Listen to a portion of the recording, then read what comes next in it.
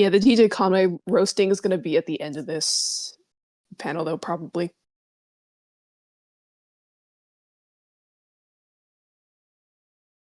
still have that essay where I put all of her worst quotes into the essay, and yeah, we're going to rip on those at the end.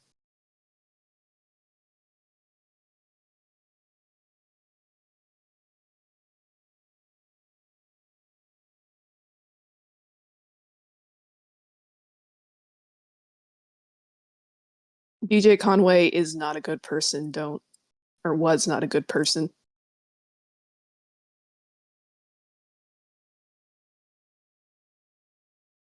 Basically one of those uptight career pagan authors who hate everything to do with Dragonkind. Like, oh, you're not a real dragonkin. You can't, because you're a person. You're a human. Like, fuck you.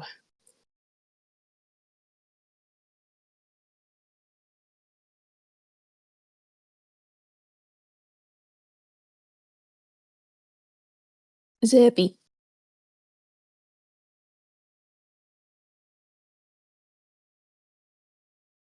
Understandable.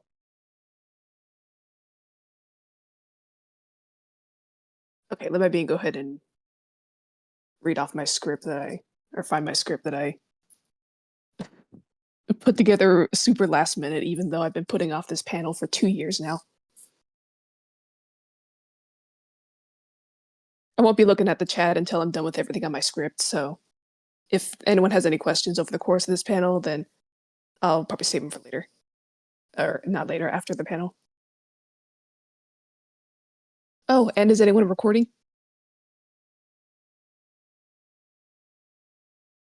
Yeah, that's good. Yes, thank you. So I'll go ahead and start with this presentation as soon as Alptanok gets in the audience. Alptanok, Panini. Panini. Hold on, let me make sure I have everything in order. Obviously, this part can be cut out of the recording. I'm just being disorganized on the last day of the summit.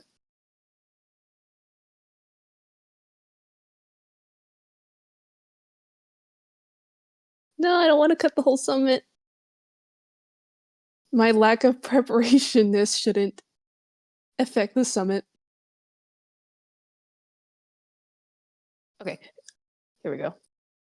So, greetings everyone, and welcome to the second to last panel that I will be hosting during the Draconic Summit Winter Solstice 2024. As always, it is truly a pleasure to see everyone here listening in, and I truly hope that everyone has been enjoying the Draconic Summit over the weekend. The topic of this presentation of mine pertains to the basics of Draconic spirituality, Draconic spiritual paths, and how to incorporate one's Draconity in their spiritual path. I will additionally be going into some basic detail about my Draconic spirituality and how I incorporate said Draconic spirituality in my daily human life and even in my indigenous culture. Much of the information I give regarding general Draconic spiritual paths in this panel will be very open-ended and more of a take this advice if you feel it is helpful to you kind of thing. It's always important to note that everyone's path of spirituality is different and unique, and I will never tell someone how they need to practice their individual path of spirituality. I will only give advice that I feel may be helpful or beneficial, and you don't have to take my advice. It's whatever you feel you're comfortable with taking, whatever you feel fits your Draconic spiritual path, or whatever. I am obviously not an authority on the subject of Draconic spiritual practices or Draconic entities. I am simply an individual who happens to be Draconic, who happens to work with Draconian entities, and is mated to Draconian guardians of mine, who guide my being through life upon this earth. Claiming oneself to be an authority on specific subject matters reads as self-centered, and by claiming oneself to be an authority, I mean, oh, I know everything about this topic and I'm the only authority and you have to listen to my advice or die, kind of thing. That's what I mean. And again, it's self-centered, and that's why I'll never claim myself as an authority on Draconic experiences, spiritual practices, other kind of spirit experience, or anything in general. I've just practiced Draconic spirituality for years and have gathered a lot of knowledge on practicing Draconic spiritual paths that I enjoy sharing with others when they ask my being. And yes. Wee wee.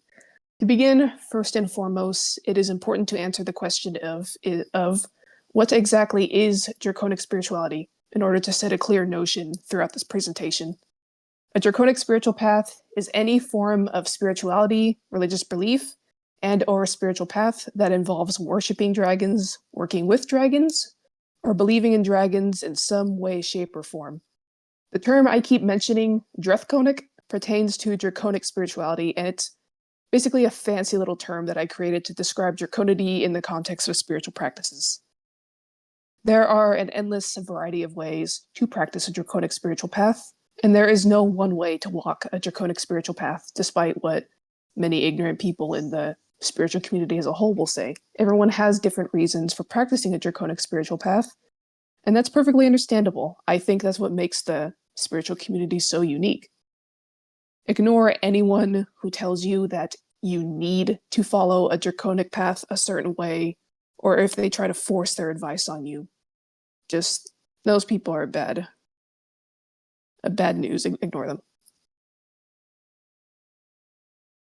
Where did I leave off on my script? I always lose my place. Damn dyslexia.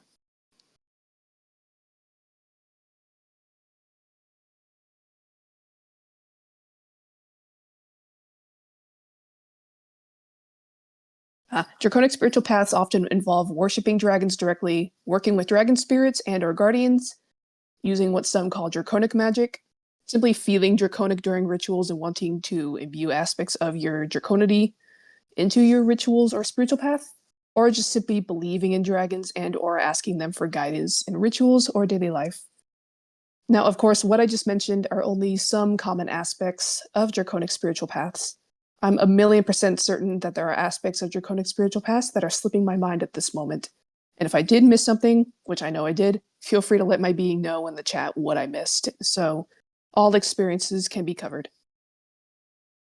You do not have to do any of the aforementioned things I mentioned to follow a draconic spiritual path, or for your spiritual path to be considered a valid draconic one. You just do whatever feels most comfortable to you, and that's going to be a very common thing that I say throughout the course of this panel.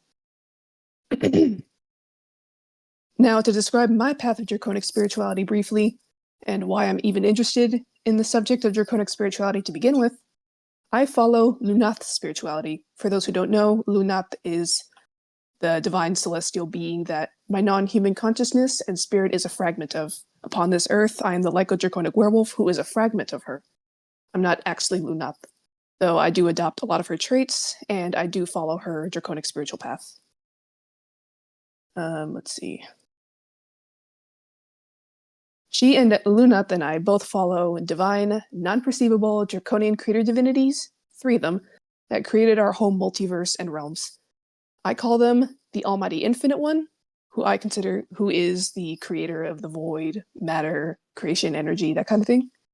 The Almighty Tempest One, Lord of the Sky, storms, the spirit realm, the aether, clouds.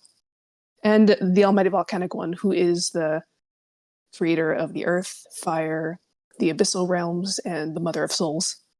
I honor them in daily night prayers. I honor them whenever it rains, whenever I look upon mountains, whenever I am in nature, and even whenever I receive a small blessing, such as food or when I receive a ritual item. I thank them for each and every blessing, since I know that they are the reason that I am here today, alongside Lunath. So I feel it's very important for my being to honor them in my everyday life, even when I don't exactly feel draconic. Even though I am in a constant state of draconity, sometimes I don't exactly feel non-human due to mental health reasons and whatnot. The proper way to practice my draconic spiritual path upon this earth is to invoke my non-humanity and to essentially feel non-human while honoring the sacred Draconian 3, as I call to them, and to practice rituals in the dead of nature. However, unfortunately, these days I am not in an environment where I can properly practice my draconic spirituality, since I am not close to nature at this moment, nor am I in an environment where I feel safe to truly express my non-humanity at the time of this presentation. One of these days, though.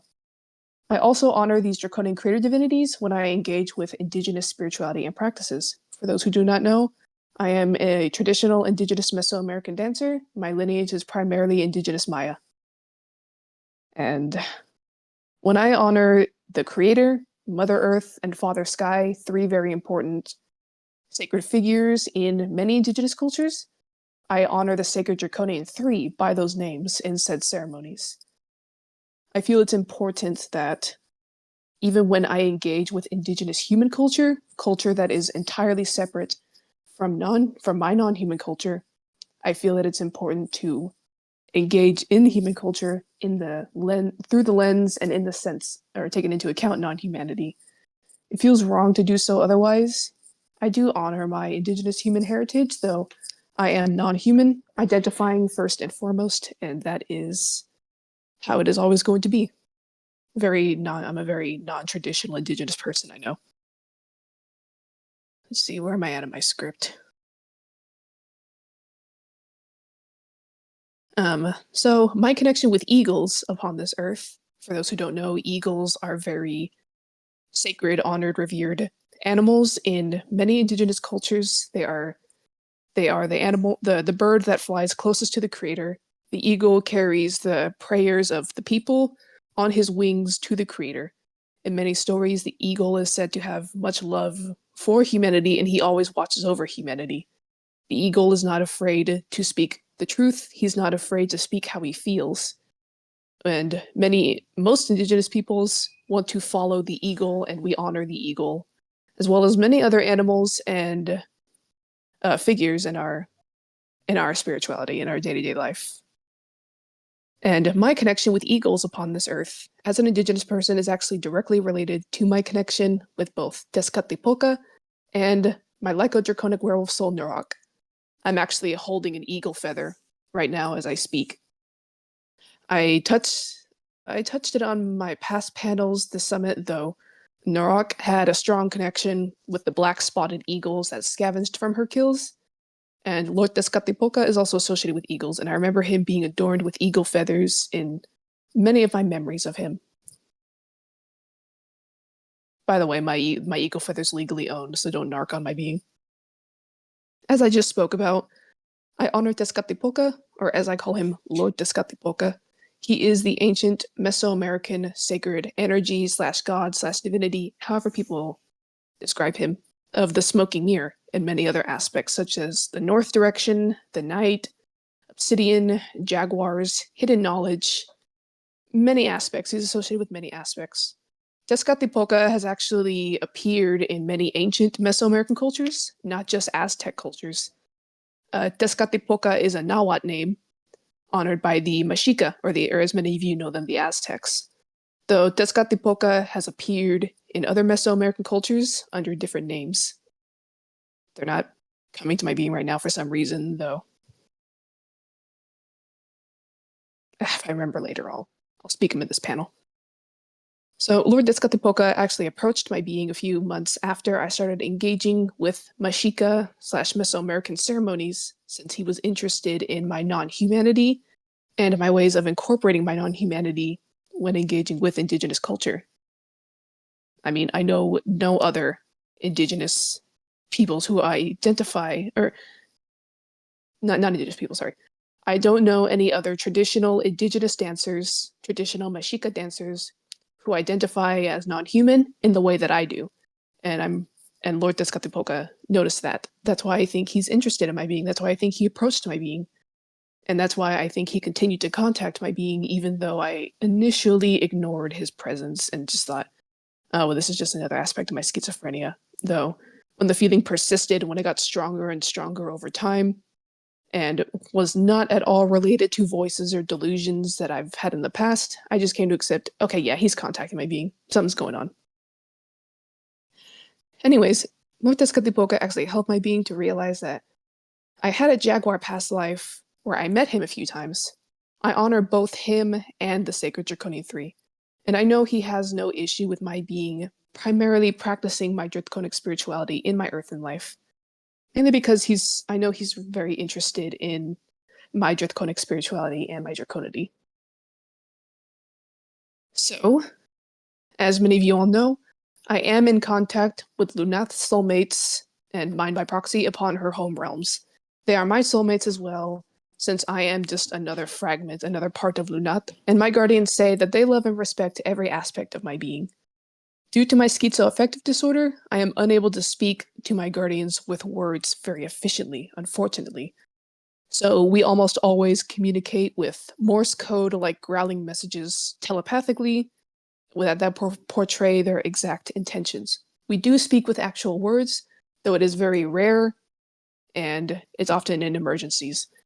When I do think that I speak to them with words, it's very often an illusion on my end, so I don't feel lonely, I suppose. Though, anyways, most who frequent the Celestial Spire and the Draconic Summit know some bits and pieces about my guardians, though I will refresh you all during the beginning of this presentation. I'm gonna take a quick water break. Like 2 seconds.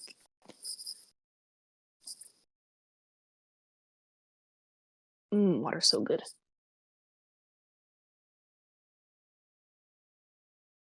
A little interesting fact about water, since I brought it up, elements such as water are very important in indigenous human cultures, even in the ceremonies that I engage with. When we make a mamoshli, which is a Nahuatl word for altar, we always have something representing water on the altar because we recognize how important it is, and it's always ever present in our ceremonies.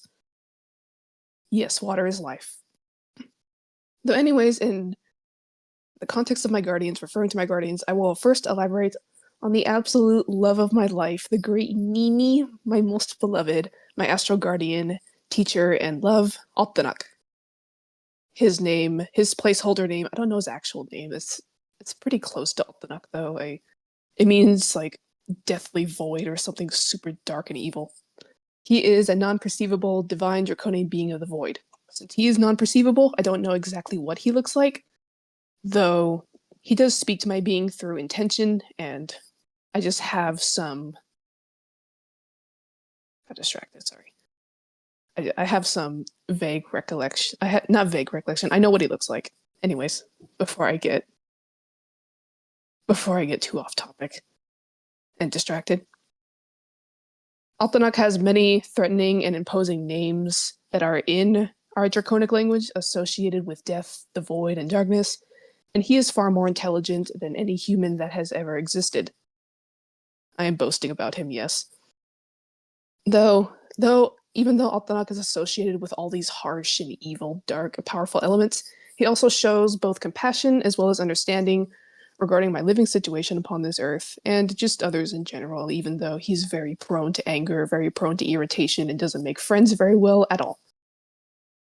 Altanak is incredibly strict towards my being, heavily encouraging my being to follow the laws. In the traditions of the Draconic, though, he is at the same time very understanding and very lenient with my being. I actually do need a very strict regimen in my life, since I often forget things. I need to be told to do things, and Altanak's there for my being, and I appreciate that. Altanak is very loving towards my being, though he does not have the capability to express much emotion.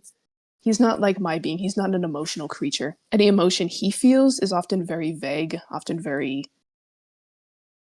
non-emotional, I guess, for lack of a better word. His ways of communication, even through text on his own Discord account when he possesses my being, well, he doesn't actually possess my being, more like, it's hard to explain, it's some kind of possession, though it's not full possession, if that makes sense.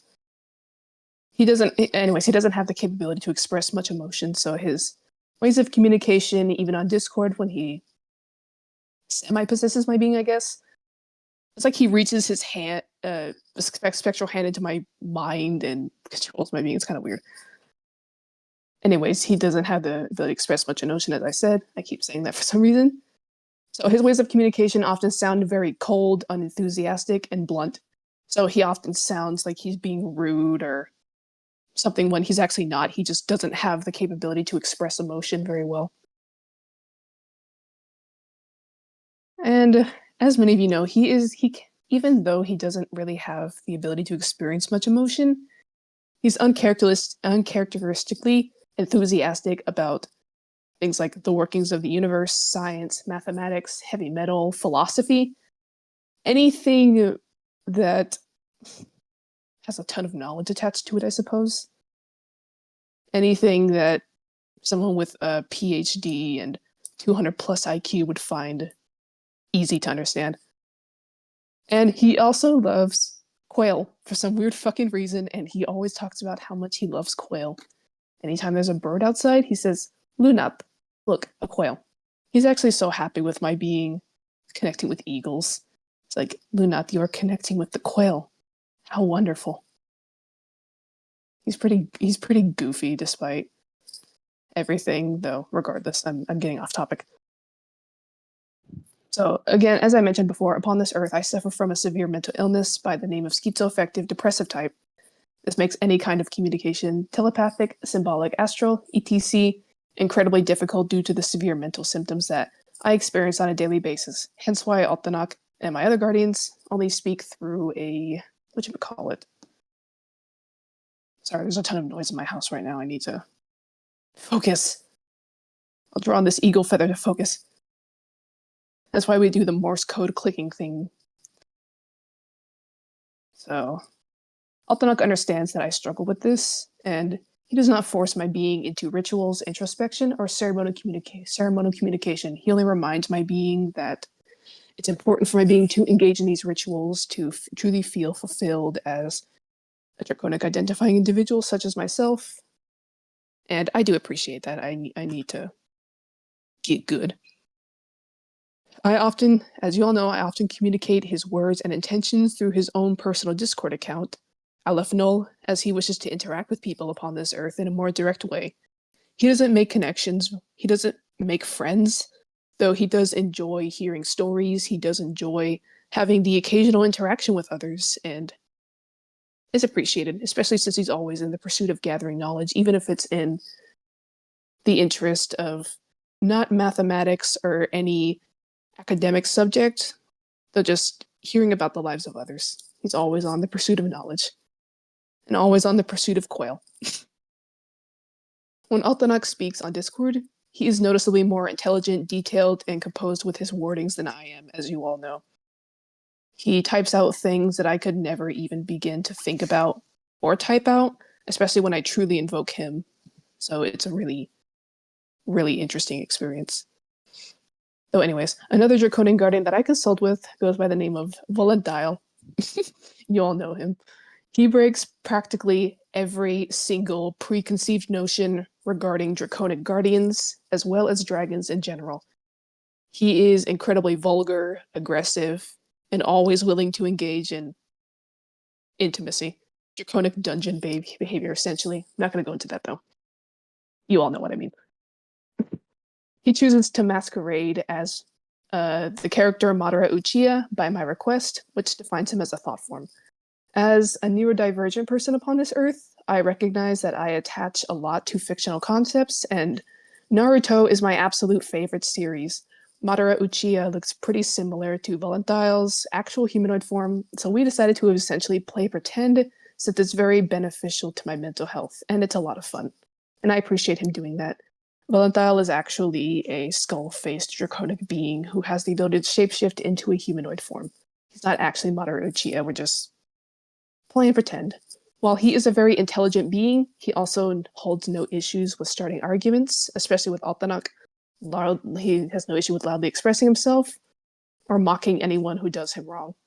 Volantile is entirely unconcerned with how others feel about him, whether said feelings are positive or negative, though I make sure he holds his damn tongue when he's at the summit or the spire. As with Altanok, Volantile also speaks on Discord with his own separate account, for the same reasons as the rest of my guardians. When Volantile speaks on Discord, he is noticeably more abrasive, neutral, and quick to respond to specific situations. And one of the more subtle and calm Draconian Guardians that I have contact with is Alkanath. He is incredibly calm, organized, and uninfluenced by emotions such as anger, frustration, or fury. Alkanath is an entity who does not believe in letting the influence of negative feelings affect him. He doesn't believe that the influence of negative feelings when speaking does any good for anyone, so you'll never see him venting. You'll never see him talking in a negative light or anything like that. He chooses to masquerade as the character from Naruto, Tobirama Senju, for the same reasons I mentioned before, defining him as a thought form in the same way as Volatile. And I appreciate it. I love playing pretend. Now, though, to talk about my general advice on my Draconic spirituality, since I've already rambled enough about my my spirituality as a whole, beginning to walk a Draconic spiritual path can be difficult, especially when an individual has little prior experience with practicing a spiritual path or has little knowledge regarding how exactly to practice a spiritual path. The absolute best advice I can give anyone is to be patient with yourself as you discover your spiritual path. It all takes time. Some discover their spirituality and what works for them best more quickly than others, though just be patient with yourself. As not all the secrets are not going to arrive to you immediately. You're probably not going to settle into the best routine right away, like within a day or so. So just be patient. That's the best advice I can give you.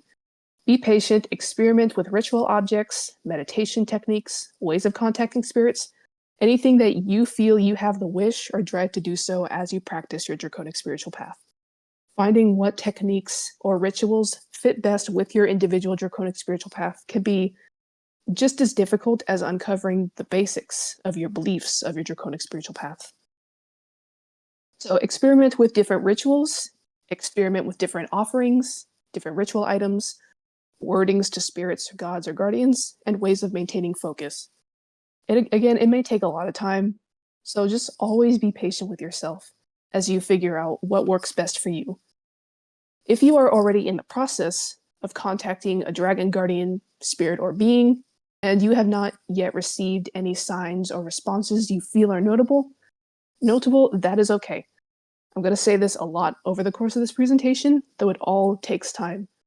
Perhaps your dragon guardian or spirit is telling you that you need to find different ways of practicing or contacting them. Maybe they're simply not ready to reach out to you yet.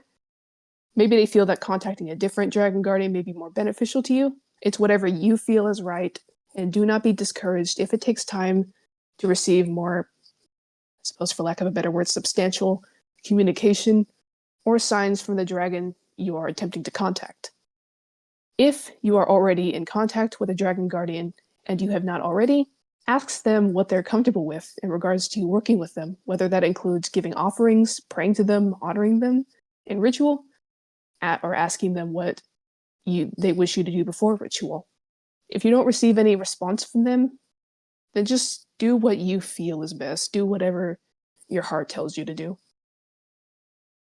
Whatever you feel, whatever you and them feel is most comfortable or most fitting for your spiritual path is what you should do.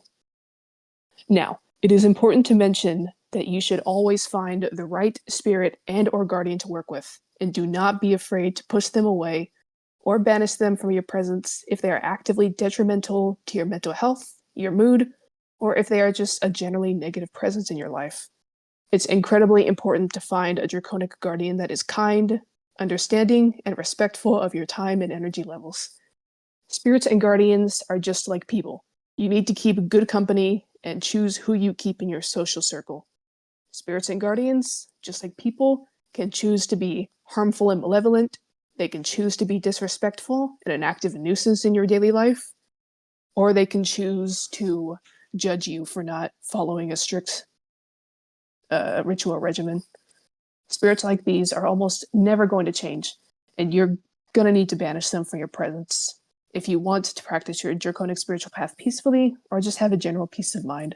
Don't keep a spirit that is an active detriment to your mental health around. That's not fair to you. Let's see. There are many different ways of banishing a spirit from your space or your presence, though as an Indigenous person, I'm going to say right now, do not smudge if you are a non-native. Just do normal smoke cleansing with herbs that are not sage, cedar, or sweetgrass. On the topic of smoke cleansing, be careful though when doing smoke cleansing in your house. Open a window, be aware of anything near you that may be flammable, and make sure you don't trip your smoke alarm since that's just not a pleasant experience. I've heard you can also use salt to banish spirits, though I'm not sure how well that'll work in certain situations. Let's see, now with all this talk of dragon spirits and guardians, it's important to mention that working with dragon guardians and spirits is not always straightforward or easy. Some individuals are able to connect with a metaphysical being and spirits better than others can. And if you are not in contact with a spirit dragon or a spirit guardian as you practice your draconic spiritual path, that's perfectly okay. You do not have to work with dragons or worship dragons for your spiritual path to be considered a draconic one. You don't have to work with another dragon in order to practice draconic magic, essentially.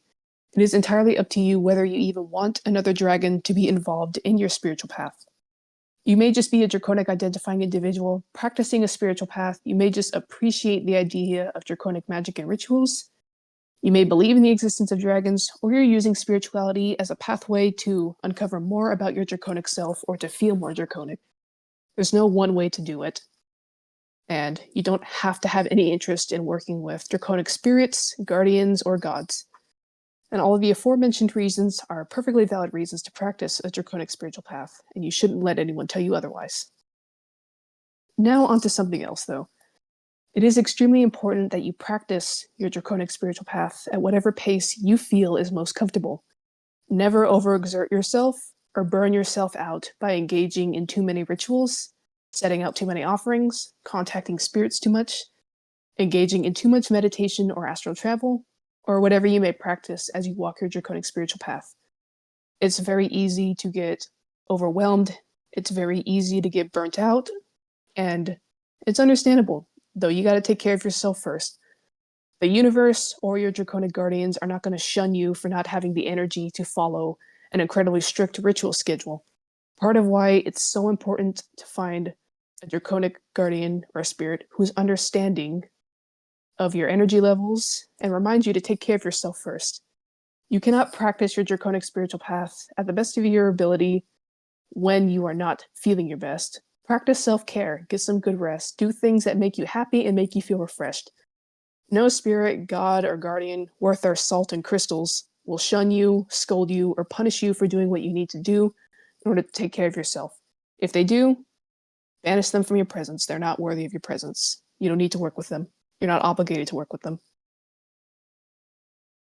So, some individuals believe in the false notion that all dragons can be strictly defined by element, type, color, or shape.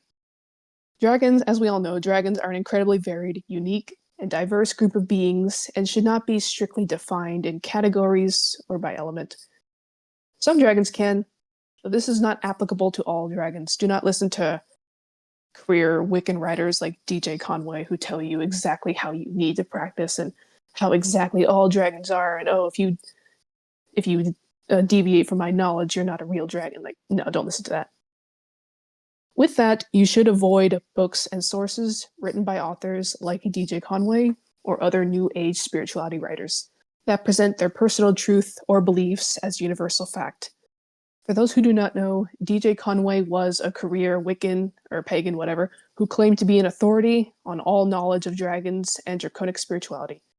She does not believe that dragonkin even exists. She does not believe that any of us are valid. She thinks we're all lying to ourselves. This is an incredibly angering quote from her book, Dragon Magic, Call on the Clans to Help Your Practice Soar, to show proof of my claim. So, quote, humans cannot physically or astrally become dragons or be born as hidden dragons or become masters of dragons. Likewise, dragons do not become humans. Humans are far below their intelligence, end quote. Pretty shitty quote, I agree. Presenting oneself as a complete authority on subject matters pertaining to spirituality always leads to negative consequences. Every experience with spirituality, the paranormal, and the metaphysical is individual and unique.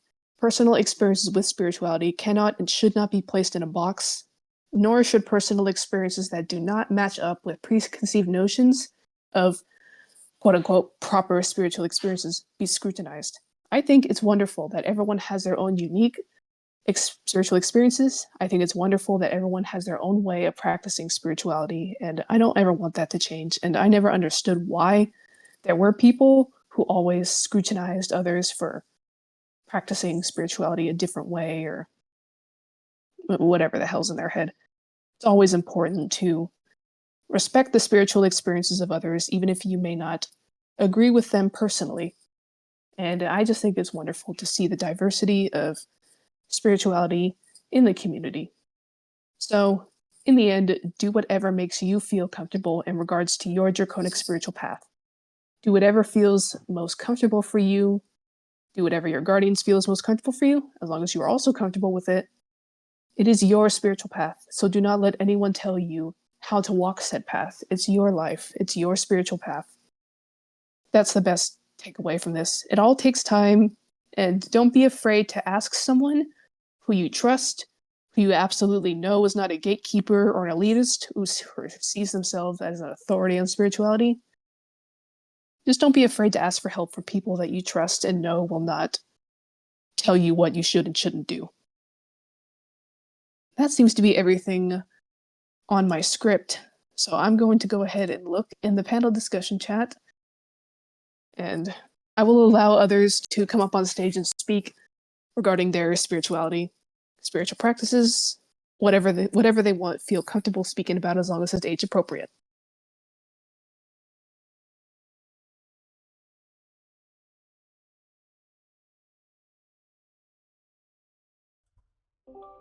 Oh, Zeppy, you should talk about some of your spirituality. Hey, can everybody hear me? Yes. That DJ Conway quote is wild. I've heard of was that person wasn't super good, but that's the first time I've actually heard anything directly from their book, and that is just amazingly bad. Yeah, there's so many quotes from DJ Conway's book that are just absolutely insane. Is it normal to actually want to get a copy of the book just to read it, just to see how bad it is? Oh, not at all. I don't think that's perfectly normal. Wonderful. Well, I do love your panel. Thank you so much for your for hosting it. I just don't have much to say, but the DJ Conway quote is just wild. What Yeah, else can I it's say? crazy. Okay, well, that's all I have to say. Thank you so much. Yeah, understandable. Thank you for sharing. Bye for now. Zappy. I do nothing. What Well, what did you want me to speak about specifically? Because there's a lot. I know you practice spirituality a lot, so whatever you feel is you're Uh, comfortable I sharing here.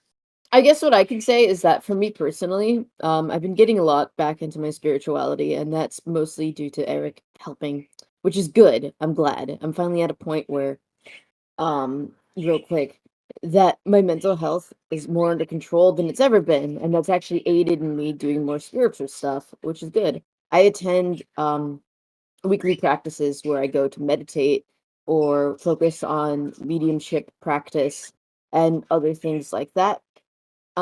If you want to work at your spirituality, it's kind of like brushing your teeth. There has a lot of maintenance to go along with it, and also finding time to always keep your skills sharp because if you don't use it, you're going to lose it within standing. You can always get it back. Um, I think it's also important to know that there's many different ways of spirituality. A lot of the people that I work with in my groups, they're very Christian centered, which is fine. They can have that. That's not me though. And everyone's really chill with me as well. Like they don't um push me to believe in anything perfect, which is good. I don't have an indigenous backup crew like Lunath does. I am also Maya indigenous native, but I'm very disconnected, whereas Luna is a little more connected to her culture and her spirituality, where I'm just kind of hanging out in the ether. What I've kind of found is that as long as you do special things, like remember to always shield yourself, keep your protections up when you're working in the spiritual world, that will aid you. Remember that however you cleanse, there's many different ways to cleanse. You don't, again, if you're not indigenous, I highly suggest you don't use sage or Palo Santo. Using things like crystals can help you cleanse. One of my favorite things is if you get a spray bottle, fill it up with water, leave it out during the full moon, and then for 1 hour during the daylight, you'll have moon water, and that moon water will help you cleanse your home. Just spray it around the house, say a little prayer. feel that the water is going to protect you.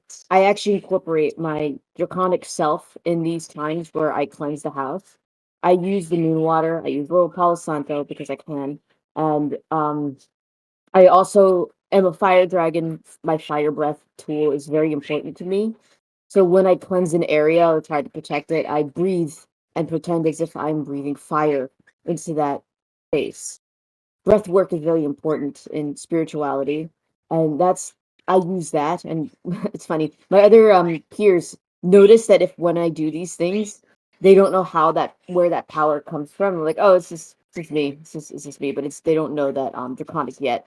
So that's most likely what it is. So incorporate your draconic self in your cleansing, because being a dragon, we are very much respected and feared in the spiritual realm. um, so most beings don't recognize that that we should be something that like we do recognize that we should be something that we should be that they should be afraid of for the most part, which is a good way in aiding in your protection. So that's like one of my favorite things. Make sure that you don't take energies with you. Some energy work and Reiki work is also important, no matter what stage you're at or who you are. It's important to learn at least how to keep your energy cleansed and clean and balancing yourself, and making sure you're not carrying baggage from other people or things. I also, again, if you're a more shamanistic person, stones will be very beneficial to you, but they're beneficial to everybody. You don't have to use all these stones and buy all these special things for your work. It's whatever calls to you. I always recommend using selenite because selenite's like everybody has selenite. Okay, that's the rock that's gonna cleanse your other stones and energize and charge your other stones as well, and also serve as a thing of protection. I personally keep a lot of quartz around, and it starts with an L. I forgot the name of it. What's the blue stone with an L? Lapis lazuli? I think I said it wrong. Lapis. I keep a lot of lapis around because that aids in like metaphysical psychicness connection and mediumship, and I feel like I always need help with that.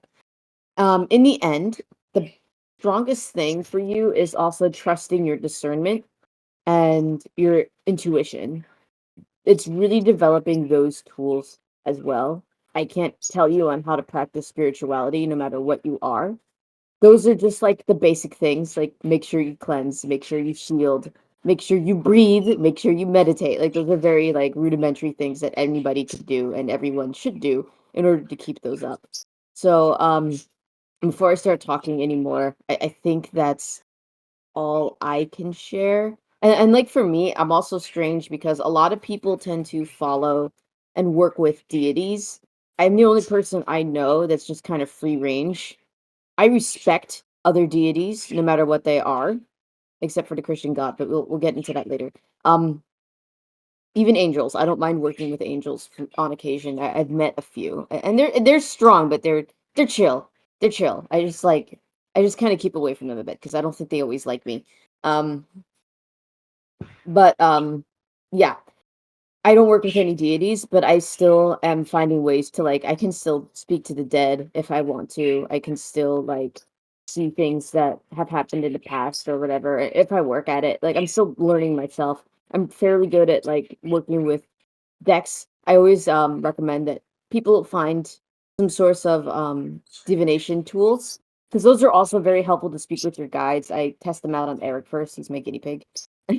But I'm fairly good at that. I don't usually use tarot decks. Oracle cards for me work best, but everyone finds their own like groove with stuff. But those will also help in developing your craft and your spirituality and connecting with yourself and the spiritual world around you. So, yeah, Yeah, understandable. Thank you for sharing, Zippy. yeah. Sorry, I was respecting to Ryu. Your intent does guide you. So if like I'm spraying the moon water, for example, on like my safe because I want to be protected from people trying to steal it. I let that energy into that moon water and I feel that as I'm spraying the thing. I could even say a little prayer like, let this moon water protect my money, let this moon water protect what is here and what is mine, and things like that. So that's part of intent. Discernment and intuition are the other ones that you really need to work on as well and develop if you want to become competent. Okay, oh yeah, that's it. Understandable. Thank you for sharing. Uh-huh. Did you want to say anything, Ryu?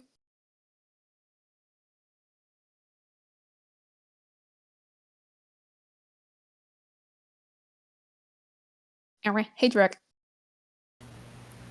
Hello. Hello.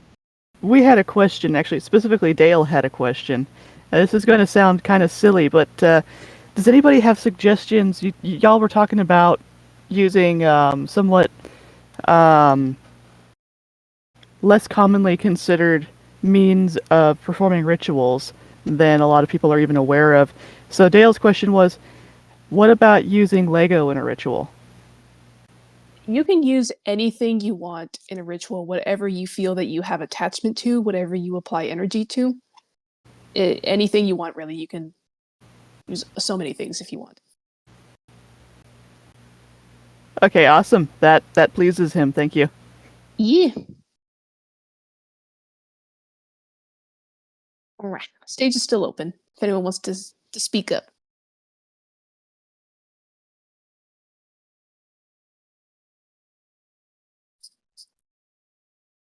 Hello. Hello. I guess I also kind of have a question. So I've tried to sometimes I have difficulty understanding and perceiving spiritual experiences that aren't limited only to myself. Whenever I'm in, what is it? Sorry, I completely lost my train of thought just there. No worries. Hang on a second. I have trouble, knowing, understanding and perceiving those experiences without, majorly second guessing every part of it and just,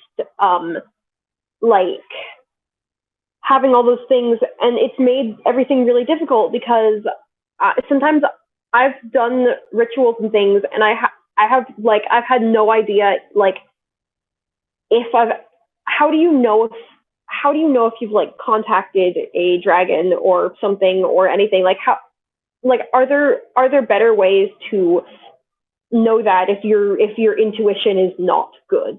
Because my intuition is not good.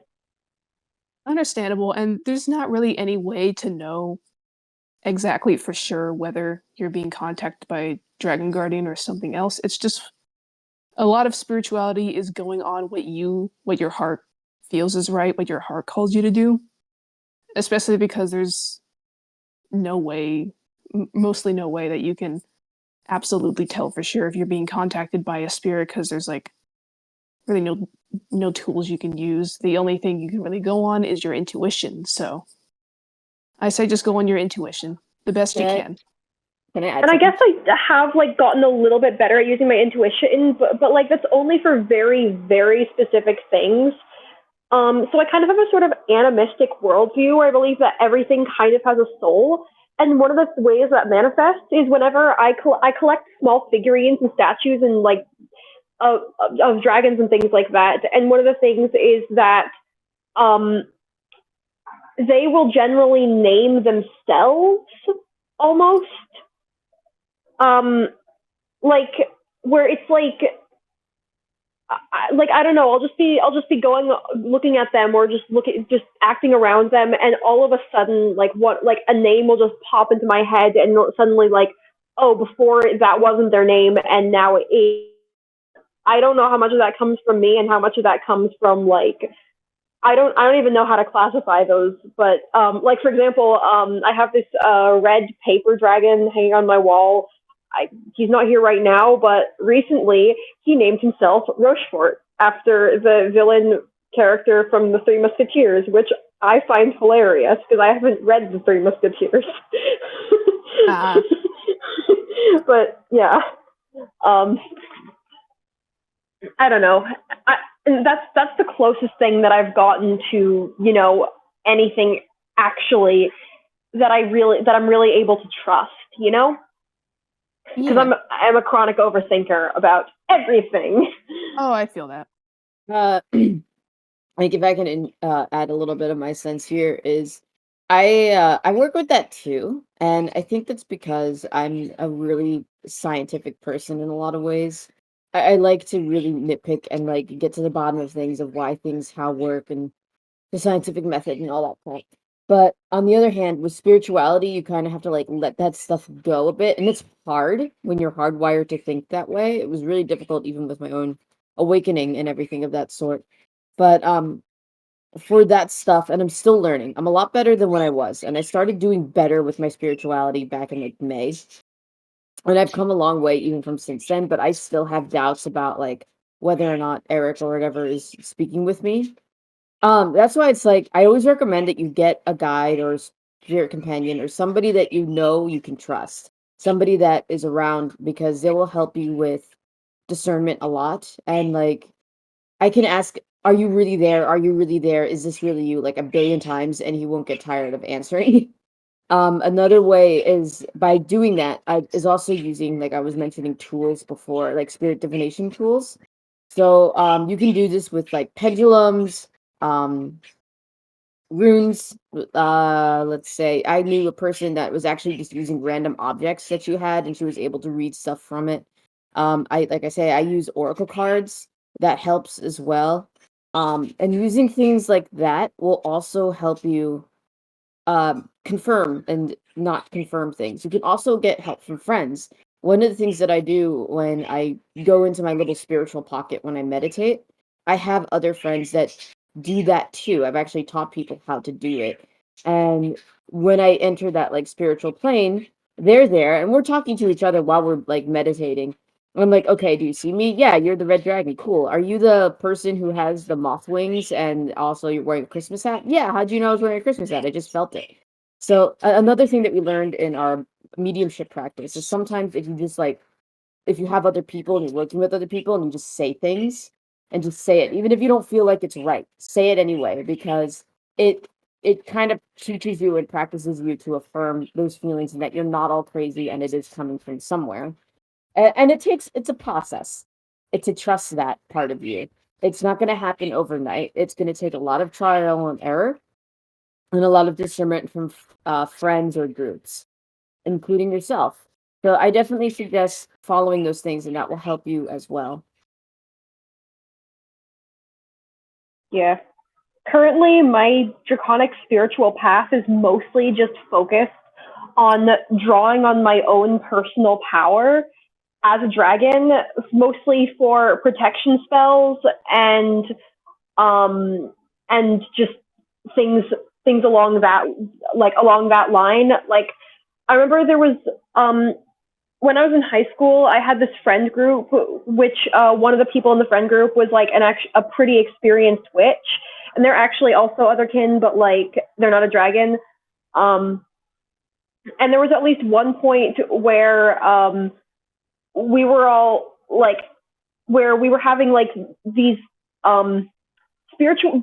Certain group members were having spiritual issues with negative entities following them around, and I was able to use my draconic power in tandem with my friend's like spiritual know-how to protect the whole group, and it worked really well, and that worked really well for me because like I know that in terms of spirituality and stuff, like my draconic self has a lot of power, but I'm not very good at using it. Understandable. Uh,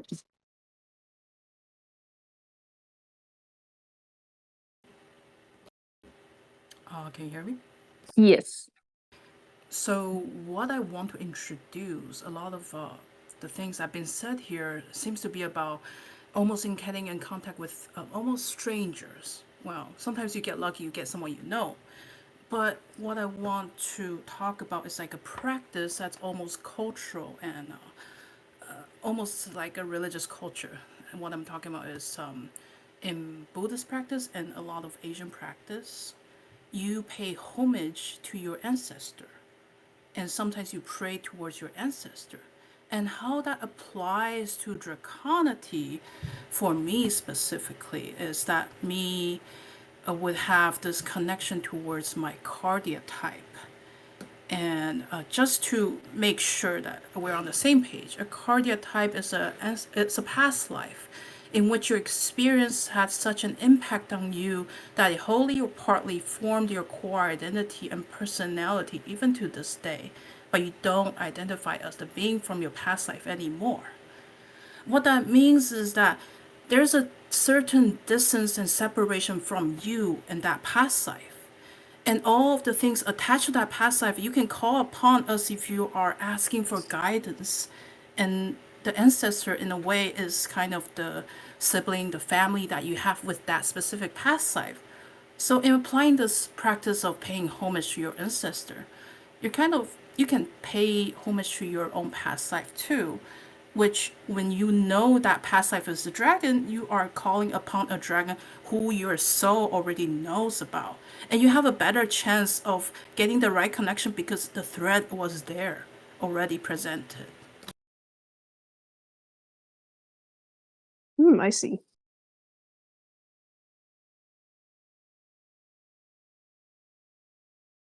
I lost my train of thought for a second. Thank you for sharing it. That was really interesting.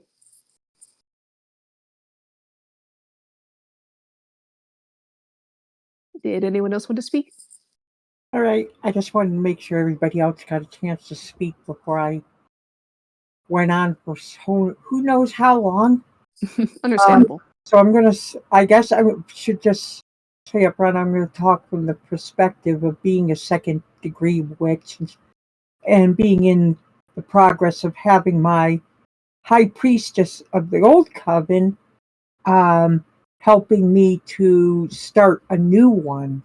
I posted that picture, which is my ritual circle for doing pagan rituals back there. I've kind of created a little fairy glen back there. They hang out back there. But what I actually wanted to get into was a little bit of my own spirituality. Unfortunately, I can't say that I have any dragon guides or any gods really guiding me because I don't know how to put this, but they usually come to me to ask to help with something.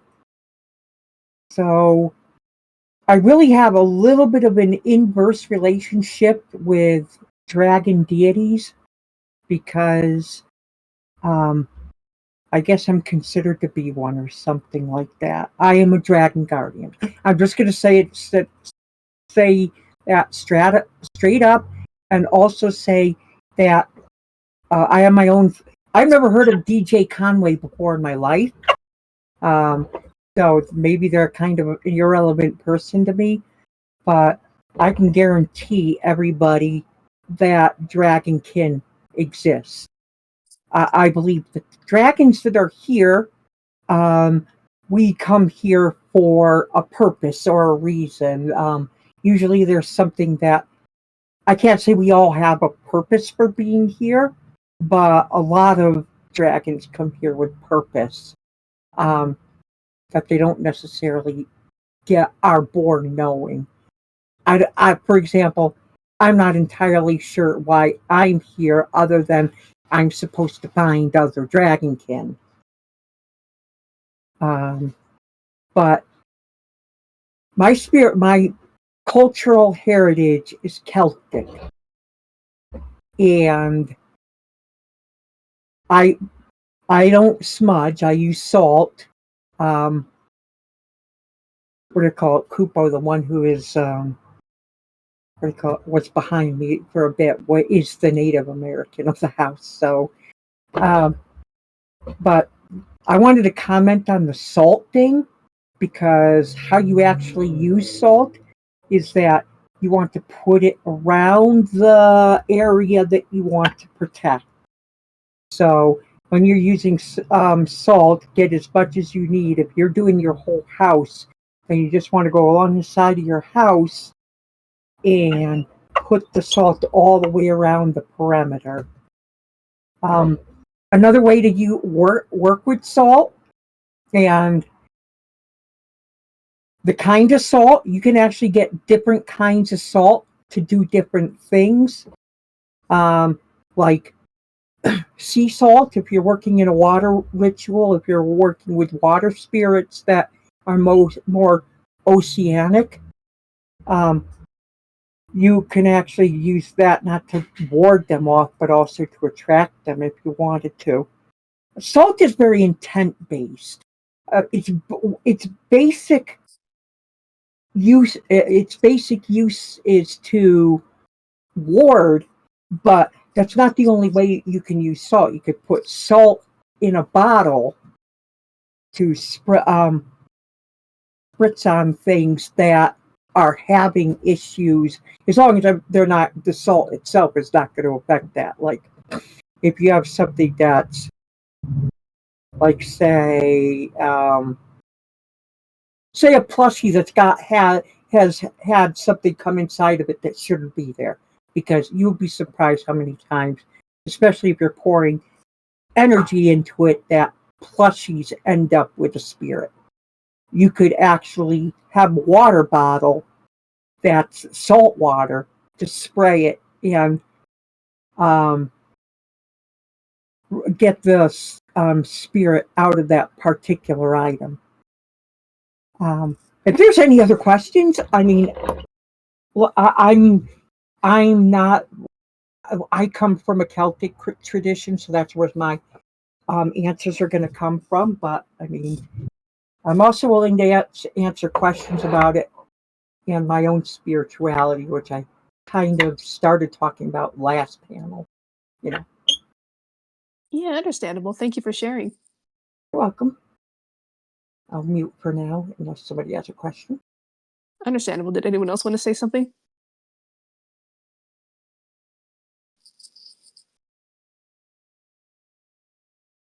Well, we have time actually. I think since our next panel isn't for another hour, I think we're gonna find some of those horrible quotes from DJ Conway's book. Let's see, what's it called again? From her book, Dragon Magic, call upon the clans to help you practice sword. Eat ass. Oh, that reminds me. One of the other things I wanted to mention is that the Fae have someone very similar to that on Tumblr named Otherly Creatures, who wrote a book. It's basically, they basically have this fairy guide named Atri, and they started writing a book about their interactions with them. But if you bring up Faekin in front of them, she'll be like, Fae don't become humans, humans don't become Fae. They're all entirely different. Fae are billions of years old. They would never incarnate because this reality would be so boring to. Now I have to agree with. This reality is fucking boring. But like she's literally selling a book about Fae that doesn't have anything to do with how Fae actually are. I cannot stand it when people come out as authorities saying that this is how, making a generalization on an entire race. They make me want to eat my own eyes. It's really irritating. I feel that. I'd say that's even happened in the other kin community as well. Yes. Big enough to eat. Well, I mean, if I had time, I could eat a whole person. Or if I resize, I can resize. So the biggest size I have ever tried is the size of a football field.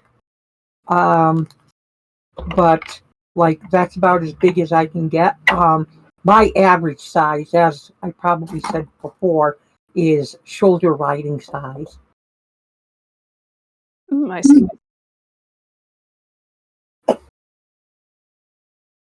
Oh, here's a well, not good though, kind of rich quote from DJ Conway's book. So this one says, like many other beings, dragons will take advantage of anyone who wavers in their commitment or who is unclear of the intent of a ritual. Yeah, right. Genies.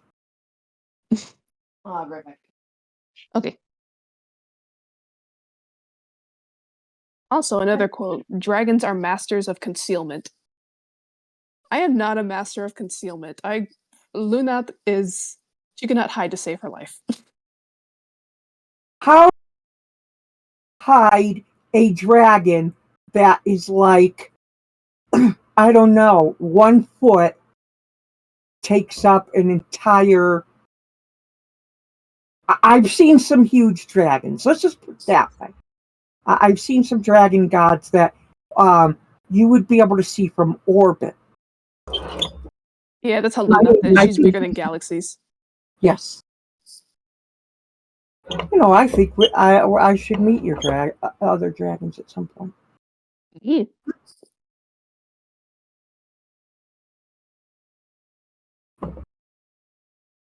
see, what other ridiculous quotes are there?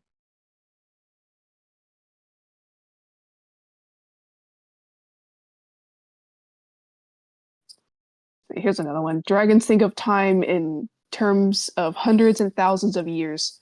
While our idea of time concept runs to the hundreds, this is because dragons live so much longer than the normal human does. Uh, Like, okay, source. I'm gonna contradict that in the sense that I've stopped thinking about years. The year when I arrived here on Earth, the year was about 180 days. It was spinning around its axis much faster than it is now. So, to me, what is a year? I prefer the galactic year, which is 1 billion years. Understandable. Approximately, from the perspective of Earth, of course, the stuff in the middle of the galaxy goes faster. But from the perspective of Earth, you can see the outside of the galaxy going around one full rotation, approximately 1.007 billion years. It's close enough. And if you want to talk about things in terms of dragon ages, that's a more useful metric than these, what do you call it, using Earth years. She's a noob. Okay. I just realized something. Wow. So when it first came out and I was reading and I realized I was a dragon and all that stuff. Yeah. I've been into spirituality for maybe as long. I just didn't get good at it until recently. But I knew about all kinds of occult and deviation and things like that for ages. Probably just as long as I've been a dragon. Well, since I've awakened. So, but I had a flashback to when I was I think it was a Barnes and Noble or a Borders at the time, in the mall, and I picked up a book that talked about dragon magic because I was like in 8th grade and I didn't know shit, and I was just like, I'm just gonna see if I can buy this and have it. And I was thinking about you talking about this, and I was like, let me see who that book is by. It's DJ Conrad. Oh no. I actually have one of her horrid books. To be fair, I haven't really read much of any of it because I can't like focus to read to save my life. But I have one, and I think it's like something with the dragon magic or practices of dragon magic or something. I picked it up in the New Age section of Borders or Barnes and Noble, thinking that it might be helpful. But I did not read very much of that book. I still have it, but it's like I don't know. I don't know why I do, but I didn't realize it was the same author that we were all dunking on today. Fair. You know what? I don't even want to read this DJ Conway person's works. What I want to do is find them and engage them in a freaking debate. Because when she come up and tell me Dragon Sea thing is in tens of thousands of years, I'm going to ask her straight up, years in what period of Earth's time? Years in the Mesozoic or years in the Precambrian? Those are all different lengths of years. Please use something more, what do you call it, metric to us multi-billionaires. Yeah. Lunat is like ageless. I'm pretty sure she's older than this universe, so. It's easy to be older than this universe. This universe is an infant. 13.7 billion years is like one, what do you call it? quintillion, no, even further, septillionth of the amount of time that this universe is going to be around and having events actually occurring in it. Oh, heck. It's not that long of a period of time at all. Understandable. Oh, this quote's gonna make you all hate DJ Conway even more. Here's the quote. Dragons are male or female determined by their DNA, just as humans are. My two-spirit ass, my non-binary ass would beg to differ. What do you call it?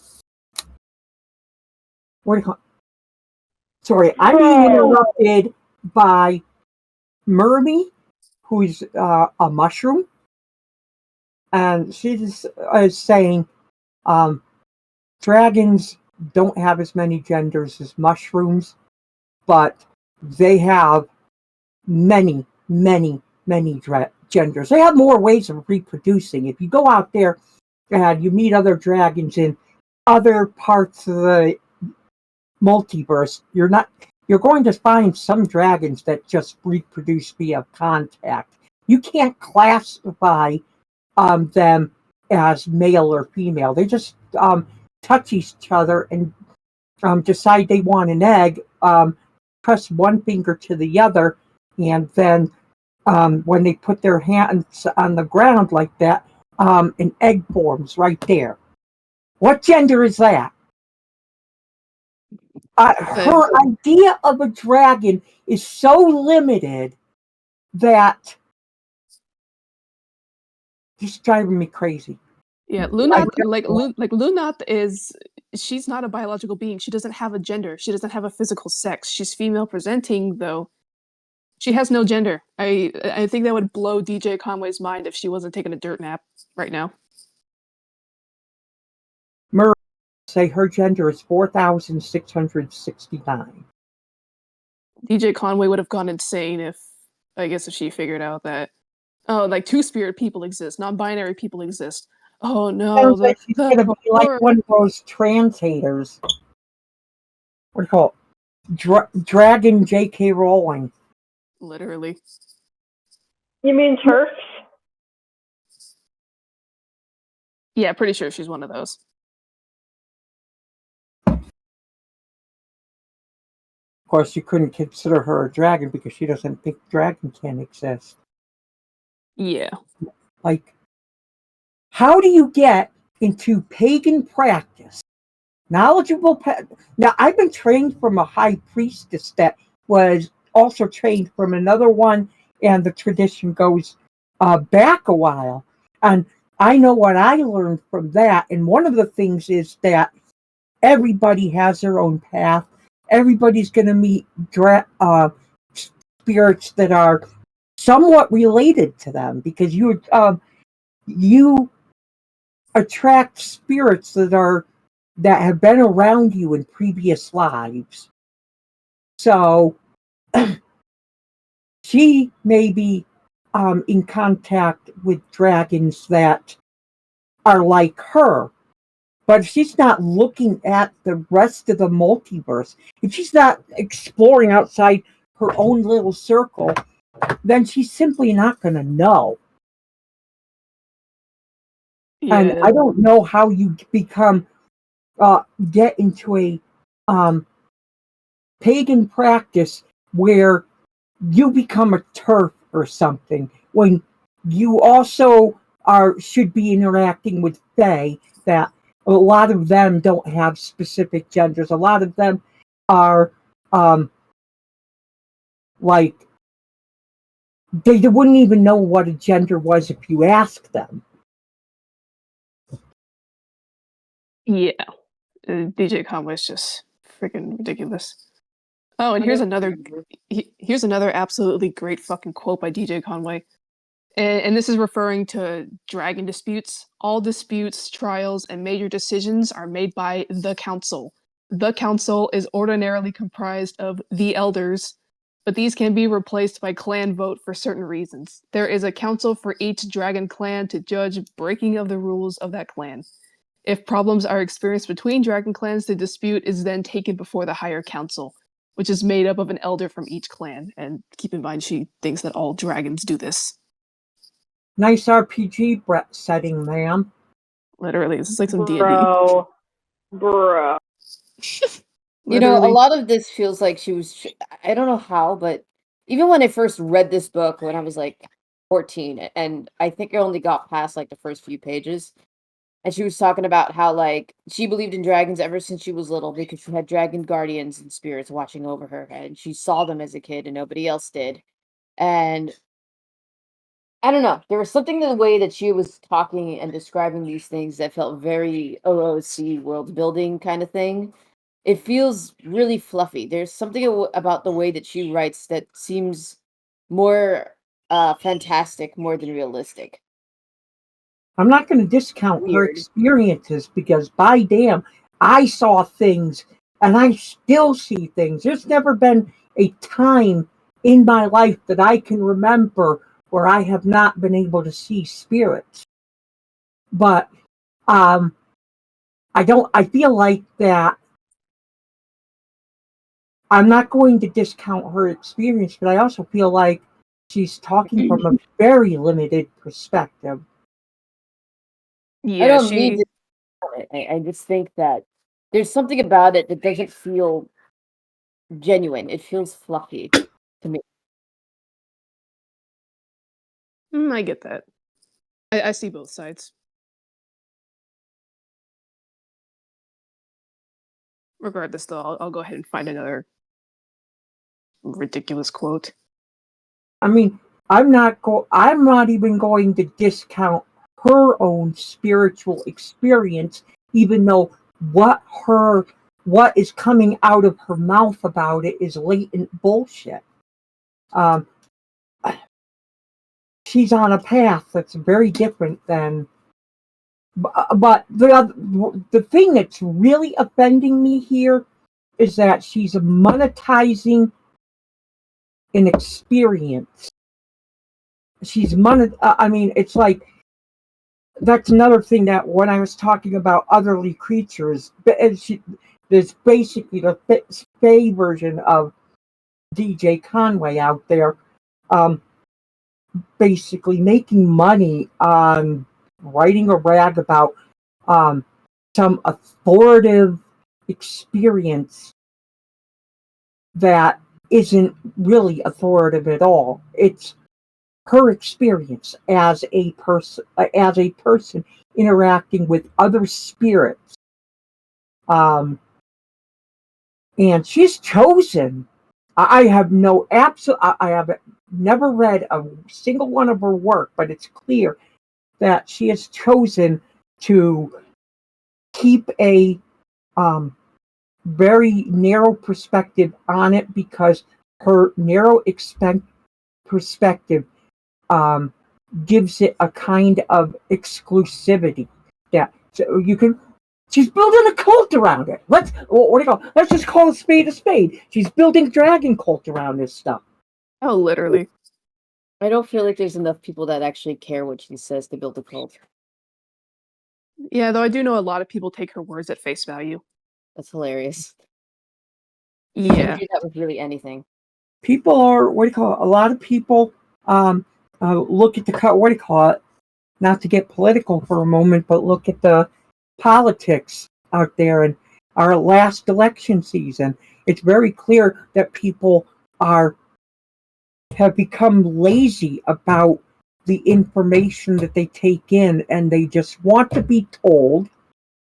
And the thing is that if you start walking a spiritual path out there, one thing that you're going to find as almost a commonality in all spiritual paths is that you will learn and progress at a rate that you're trying to learn new things, and if you learn new things, you're going to encounter things that are entities out there who are vastly different than the other one that you were expecting, because you got a very I'm not going to say the universe is infinite. That's a really big number there, but it is close to it. And for you to, when you create something that's smaller than that and try to build what I would call a canon, a continuity, you're basically trying to create an elite club there. That's the foundation of a cult. But and I've seen this happen before in other king communities where basically what gets built up is a canon for what they all believe. And then once you got that canon, and you start enforcing it, the canon is great. Totally. The canon that you're building around yourself from your experiences, as long as you're not invalidating everybody else's, that's just fine. That's basically all a canon is in your path is this, what would you call it, determinations that you can make from your own experiences with spirits, what you learn. But that's what you learn is a small box with everybody else's boxes out there. So each experience is individual and unique, and just narrowing your view is just it's not good for you. It's not good for anyone, you know. Disservice to narrow your view. I had a unicorn in system named Unthrera that would try to narrow our view, and she left once the rest of us said, we aren't going to do that anymore. You are limiting us. And then she left. And I know where she is now, and that's fine, but don't be my own personal Dolores Umbridge. Thank you. Yeah. Oh, looks like Moss had a question in the chat. Question for panelists. How do you handle other dragons pressing their beliefs beyond personal bounds? For example, I saw you in the astral. I can see your soul, etc. kind of behavior. Oh my god. I love this one. I ignore them. I can see spirits in the astral, but I don't make a point of it. That's one of the reasons I stopped teaching, because people will get like that, and I don't want to be that. If you ask me questions, then I will do my best to answer, but I don't want to put myself out there anymore, because you get one person who asks you this question, and then you answer, and then they're like, but I don't see it like that. And I said, well, this is your path. I am giving you advice, but I'm not authoritative. The only person, honest, I'm going to say this straight up, the only person who can be authoritative on your own path is you. Nobody else. I mean, other people have other paths. All they can do is share their paths, just like I'm doing right now. I'm sharing what I've experienced, but those things can enhance your path, but they cannot, like, you can believe, you can agree with some of my beliefs and believe it, but you can't walk my path, because that's mine, nor can I walk yours. Yeah, The for whole sure. purpose of a forum like this is for us to get together and talk about what we've got in common, what's different, and we don't have to do like American politics these days and be all like, well, you believe something different than me, so you are the enemy. No, we're not each other's enemies. We're each other's guides. So I think this has happened to me for ages. This has been literally going on since I was even like a small child. There's a lot of reasons why. When I was younger, I guess if I want to get kind of into it, when I was younger, before I even awakened, I kind of always wanted to be a dragon anyway. I guess that should have been the first red flag. And I had a friend in grade school that would like enjoy taking me for a ride with things. And I was young and stupid and gullible and believed in everything because I was a small baby. And one of the things that they said was like, "Oh yeah, you're secretly a lost dragon. You have dragon parents in this other land, and they miss you, and I'm the only one that can communicate to them." And blah blah blah blah. And I was like, I was having my own like main character hero epic. And this was like in grade school, mind you. This was like first grade to fourth grade kind of Holy time. hell. Yeah. First of all, go ahead. So that was something, and again, it was kind of going with me because I already felt like I wasn't human anyway, but I wasn't like cognizant enough myself to really expand on it other than that, and just saying, hey, it's pretend, let's just deal with that. I don't tell a lot of people this part of my story because I don't feel like it's relevant. So y'all are kind of unique in hearing this. And then later, like she had me brainwashed into that whole thing. And then later, when I grew up, and I was from about because my friendship ended with this friend in like fifth grade. So from like fifth grade to sixth grade, I was like, I'm human. I've always been human. I am human. I'm embracing that I'm human. I'm not a dragon. I was like fixed on that. And I was like, I have to accept that that's my life and that's how it is now. And you know, what happened before was just a silly little delusion because I was a small child and everything. And then I still didn't feel right, and I awakened in was it seventh or eighth grade? I don't remember. It was May of 2009, whatever the fuck that was for me. And because I was like, I can't fucking stand it. I don't want to be a person. I want to be a dragon. And then I realized I was a dragon all along. And that was the whole awakening part. Later on, I've had so many people after that, like dragons I've talked to, because my main thing after I awakened was finding out why I'm like this. What's my species? What's my culture? What kind of like race and stuff do I hail from? What is it like? I want to know. Do I have a past life? Is it my current life? Why am I like this? I had a lot of questions. I still have a lot of questions. Um, and and it's something that I've heard like, oh yeah, you have parents. You have. I heard someone else say, oh yeah, you got dragon parents in another realm. They miss you. They'll see you soon whenever you die, I guess. So I've been told things like that. I've been told like, oh yeah, I remember seeing you in the astral or whatever. We were friends back then, and blah blah blah blah, and a bunch of other stuff. And most recently, I think back in like 2020 or 2021, maybe when I was in my apartment. Might have been afterwards, actually. I can't remember if it was.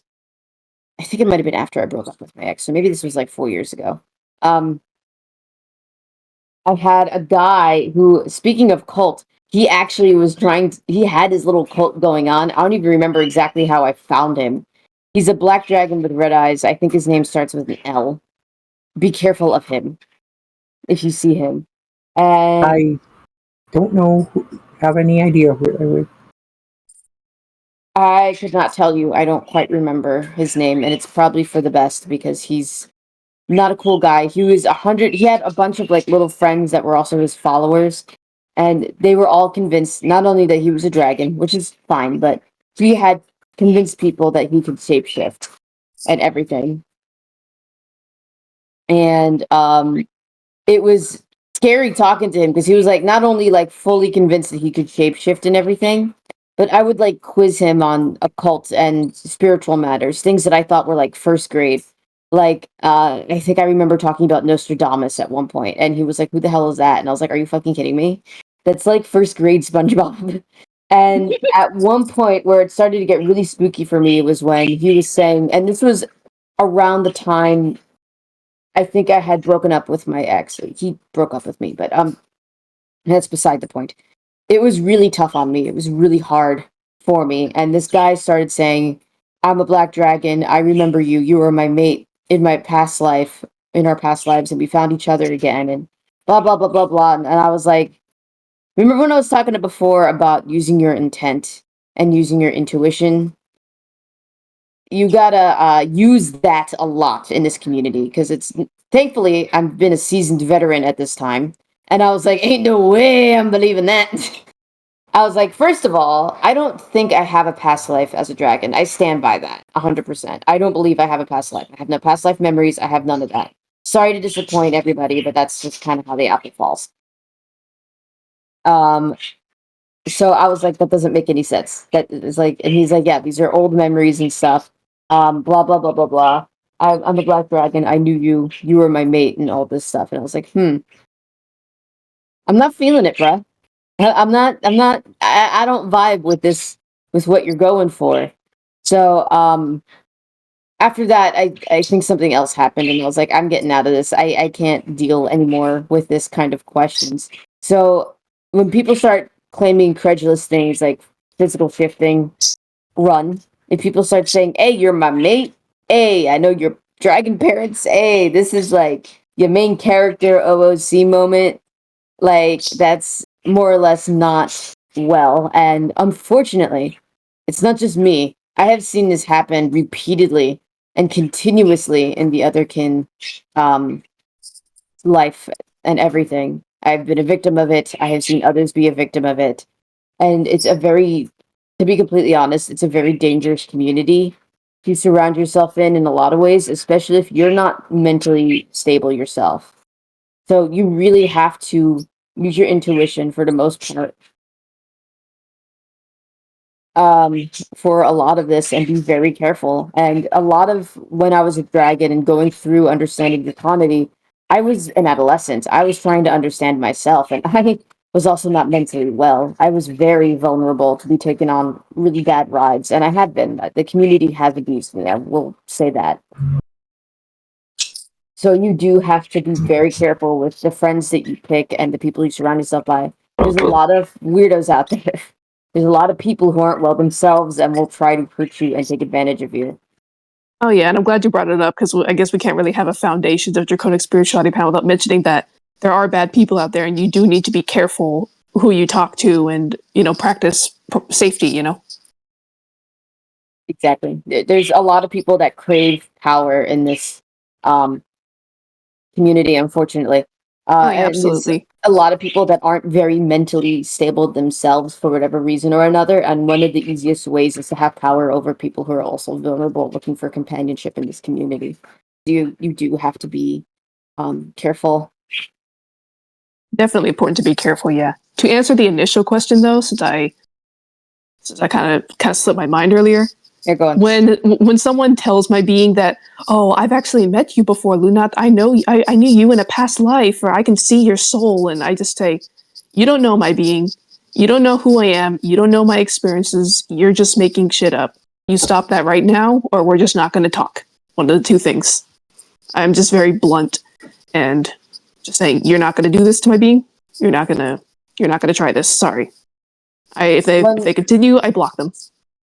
I think one of the things that I learned getting into spirituality outside of Draconic in general, but just the spirituality, something that was told to me is that no one can tell you what you are and who you are with things that have happened. That's something that you have to figure out for yourself. Like, I can't tell you if you're dragonkin. I can't tell you if you've had past lives. I can't fill in those blanks for you. I can guide you and I can help you, but I cannot definitively tell you those things. Those are things you just have to learn for yourself and get good enough to just be able to feel those things out. You know? Yeah, I mean, for sure. even if you're in a case where you might feel that, or where you might recognize somebody spiritually, you can't push that. If some kind of recognition like that, if if anything is to come of that, it's got to become like without, how do I put that? Naturally and in this light. Don't hold that kind of thing over people's head. Yeah, I know that there have been instances where others have found their past mates and their past lives.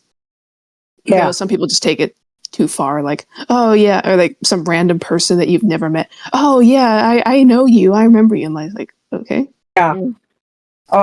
Let's just put it this way: if somebody if you have had a connection to another person that you meet in a previous life, you're not going to know that right away. It's not a random person isn't going to know that. Straight up. It's something that you discover over time.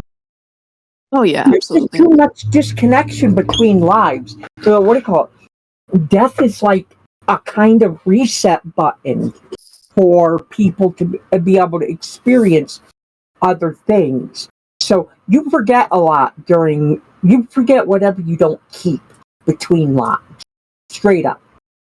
So for somebody at random to just like come up to you and say that, it's like, how do they know? That's the first thing I would ask. How do you know? And I just know it's not an answer. Yeah, that's understandable.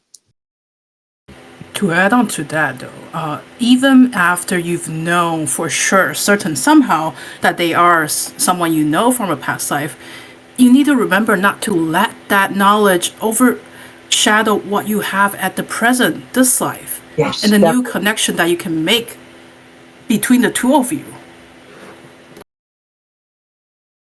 Definitely.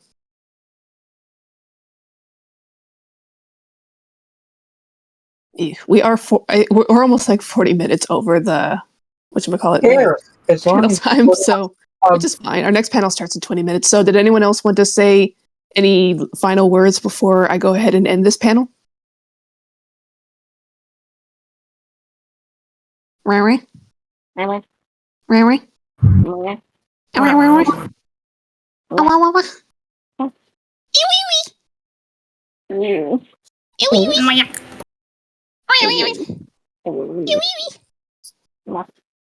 I'm sorry you hear the quail. Really love this today. Yeah, I heard the quail in the background and Yeah, Altanok. I know, I'm sorry. I'm sorry. It's sicko mode today. Yeah, I wish I could channel Altanok better though. Maybe one of these days though. It's weird. I've been saying it takes time to everyone today, but I'm telling you, it takes time. It really does. You gotta like practice with it. Like the first time I channeled Eric, I was very like broken, and now it's like he shows up and it's like, okay, you can't even really tell it's me. Yeah. Well, I'll go ahead and just end the panel here, and then we can move off into Draconic Voice whenever we end the stage. So thank you all for attending this panel, and thank you everyone for adding your words of wisdom or your experiences or your advice. It's much appreciated, and I'm glad that this panel was able to spark a lot of good discussions regarding Draconic spirituality, and I'm glad we were able to rip on DJ Conway a little bit, as we should always do during Draconic Summit spirituality panels. That's like our And like blessing. oh yeah, it's our obligation.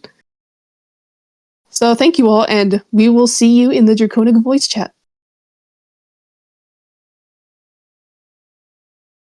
For the opening ceremonies, maybe we could start them with dissing of DJ Conway.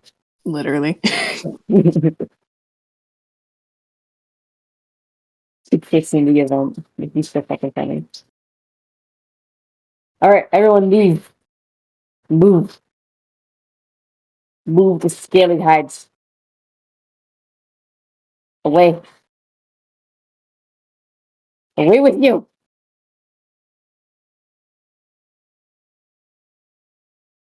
The scaly, fuzzy, feathery, skinny, whatever it is you got hides.